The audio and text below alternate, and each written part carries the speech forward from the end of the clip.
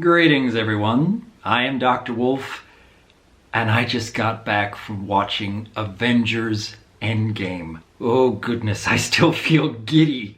Holy cow. Let me start off by saying I am not going to go into spoiler territory for a while yet. I will get there eventually because there's so much I want to talk about. But for starters, I do want to mention, spoiler-free, it is absolutely worth the wait.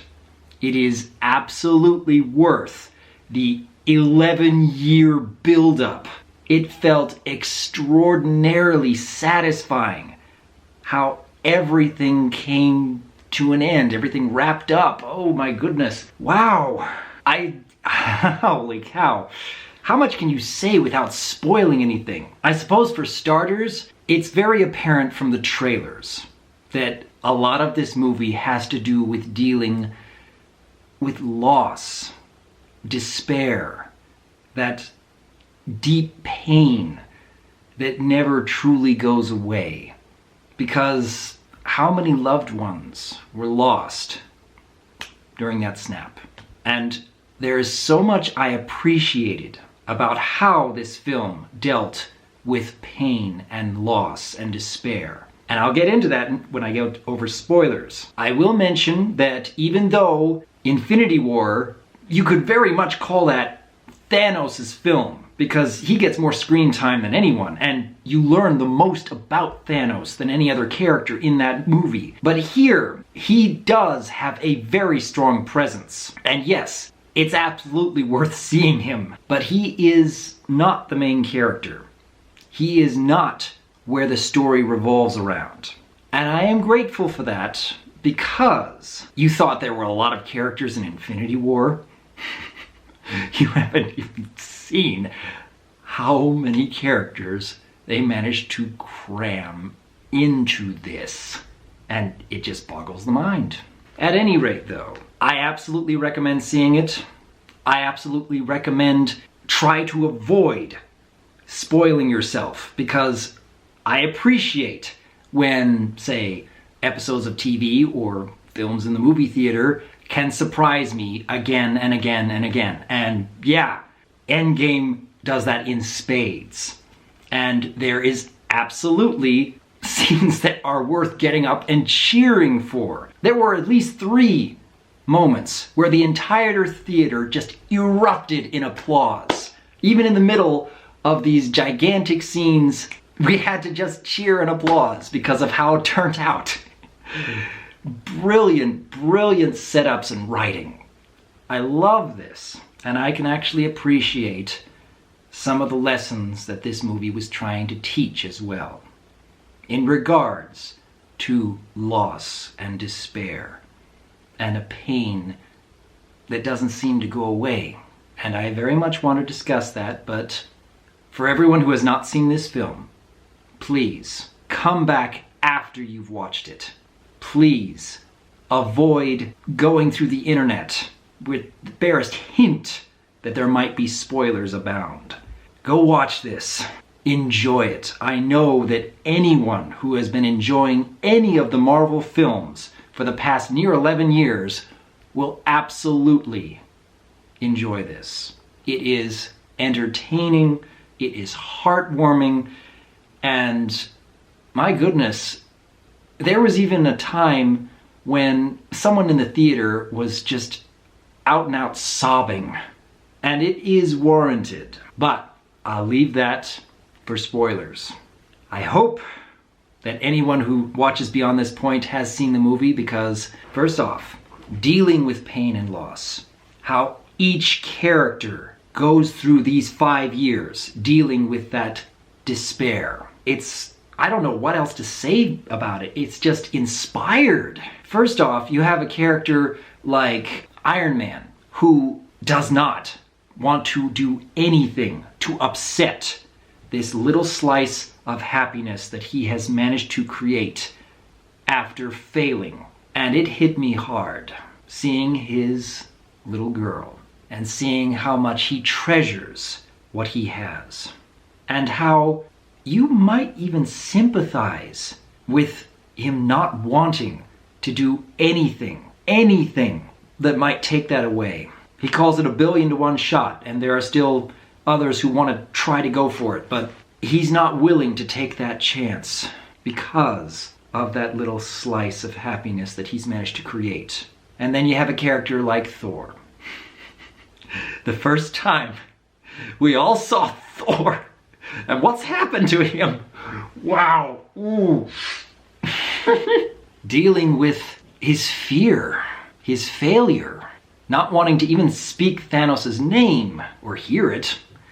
Doesn't last long, but for that moment it does hit hard. That he's wallowing in his own guilt, not wanting to face the world, not even wanting to be a king to his people. And I like the fact that he does hold on to what he's turned himself into throughout the rest of the movie. He has his epic battle scenes, and it is truly exhilarating to watch him summon lightning and even wielding 2 weapons at once. But he's still massively overweight. He's still not really king material. The way the film wraps up in the end, that's surprising. And yet, it actually fits. Oh my goodness. Now I really want to see what they do with Guardians 3. And then you have someone like Hawkeye, who, dealing with his loss, his constant despair, he's going off and killing drug lords or Yakuza. And when Black Widow approaches him with a chance, that one line he says, "Don't you dare give me hope." Feeling that the best way to deal with that loss is to completely give up on ever having happiness again. How Thor deals with his loss, wallowing in guilt, hiding away from the world. How Tony deals with his loss, that he finally has a slice of happiness for himself, and at first is not willing to give that up, even if it means saving trillions upon trillions upon trillions. Like I said before, how this movie writes its characters, dealing with that pain and despair. They may not have had a whole lot of time to go over the long-lasting effects, but for what they did, in the time they had, marvelous, inspired. And I know it's going to hit a lot of people very deep. Tony's in particular really hit me. What would you be willing to give up to do what you know is needed that will help countless others? I have to applaud the writers for putting that kind of story together so fully, so I dare say perhaps even perfectly. But again, there are so many characters that are being touched on in this whole movie. Holy cow. I love the fact that they create so many moments where you feel like there is no chance. I mean, what can the heroes do? When Captain America actually summons Mjolnir and is wielding the hammer against Thanos, you feel like, oh wow, this is a glorious, glorious way to bring Thanos down. And yet, Thanos shatters Captain America's shield, piece by piece. And you see him struggling with everything he has just to stand and is not willing to give up. It is a truly wonderful scene and an absolutely fantastic build-up to what follows. I liked so much of Infinity War, but I actually liked the huge battle scene with the massive disposable army. It's not as good as the more personal fights with Thanos. And yet somehow, in Endgame, they managed to create the ginormous battle with countless characters involved. And everyone feels like they've got that snippet of being in the spotlight. And everyone's favorites get a chance to save the day in their own way. And yet, for the longest time, I didn't know how they were going to justify Doctor Strange's actions. And yet looking back at it now, that this is how Tony's story is supposed to end, I appreciate it. I'm sure there's going to be endless numbers of people out there who think, oh, there could have been another way.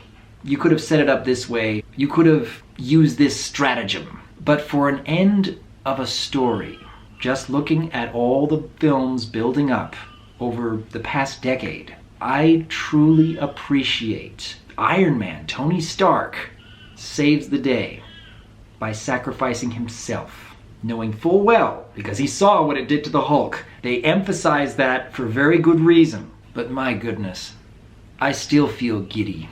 We were cheering, we were applauding, and during those quiet moments, even when one person in the theater was openly sobbing, I had this ginormous grin on my face, and yeah, I could feel just a little bit of a tear welling up, because it's a beautiful way to end a story.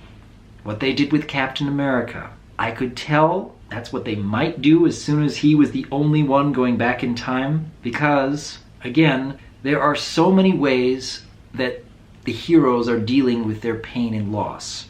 And several of the heroes get to meet with those they feel they had failed, those they never got a chance to say goodbye to. Tony with his father, Thor was his mother, and they were very careful to show just a very brief moment when Steve Rogers got to see the love of his life. I'm glad that they set it up that way, that they only put just a hint of emphasis on it. When Captain America is battling himself and that picture falls out, just a hint of what they were setting up. It wasn't until Captain America was going back in time by himself that I realized, oh, that's brilliant. Oh, that's brilliant. And then you see Cap from behind. And even though it doesn't look it from behind, I could tell he's 50 years older. 70 years older, come to think of it. Holy cow. Whew. How'd he still be alive after all that time? But I'm glad that it turned out the way for him that it did. I'm glad that so many characters had so many plans set up. How stealing the Infinity Stones out of time and watching each individual scene as they're interacting with their previous films, that was a joy to watch. And you think it's gonna work, and then it turns on its head. And then Thanos, he's gonna face off against Thor and Tony and Steve. And you think this is gonna be a very hard-wrought battle, and yeah, it looks like Thanos is actually going to kill Thor until Mjolnir appears, and you feel like, oh, this is the moment, oh, this feels so satisfying. But then it turns on its head again. And like I said before, Captain America standing on his own against an army. It's a fantastic setup for a scene. And then Ant-Man comes up with the idea. You push the car key and you hear that horn beeping in the background, and like, oh wow, oh, I forgot that was still there. And you feel like they've got a plan. And you feel like this is it. This is how they're going to defeat Thanos. And it turns on its head again. It's so back and forth, and yet every single moment feels earned.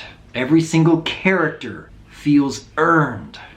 I don't know how the writers pulled this off. I don't know how the directors pulled this off. But bravo, bravo to everyone who has made the Marvel Cinematic Universe come to this moment. The last time I felt this satisfied with a movie series was Return of the King, and that was more than 15 years ago. I didn't know how they were going to do it, but I'm glad.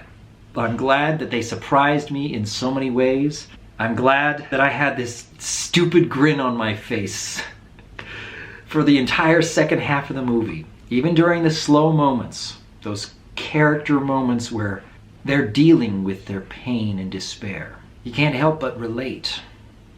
And when those epic moments come, it felt so triumphant. The entirety of the audience felt the same way. I loved being able to watch it in a room packed with people who had been on this journey just as I've been for the past near 11 years. Who cheered, who cried, who applauded, and who left the theater talking about that was completely satisfying. Thank you, Marvel Cinematic Universe. Thank you to all of the actors, the writers, the animators, the directors, everyone who has made this possible. I know there's so much more yet in store, but I don't know if they could ever reach this high again. And maybe they will, maybe they won't, but I think I'm okay if they never reach this high again. I think I'm okay if this is the pinnacle of their work. There are plenty of other films in the Marvel series that I will truly enjoy for a myriad of different reasons. But for bringing character stories to an end and not making anyone in the audience feel cheated, I am truly grateful for that. I sincerely hope that anyone who's been listening to this video has already seen the movie and has not been spoiled, because this is one of those rare moments where I hope people will experience it as it is meant to be experienced. But what did everyone else here think? What are your favorite moments? If you can even break it down to a top 10. Who do you relate to most when characters are going through that loss, that despair, feeling like they can never climb back out? And what do you hope for in the future, given the films that have been announced thus far? Let me know, because, as always, I am Dr. Wolf, and I look forward to hearing from you.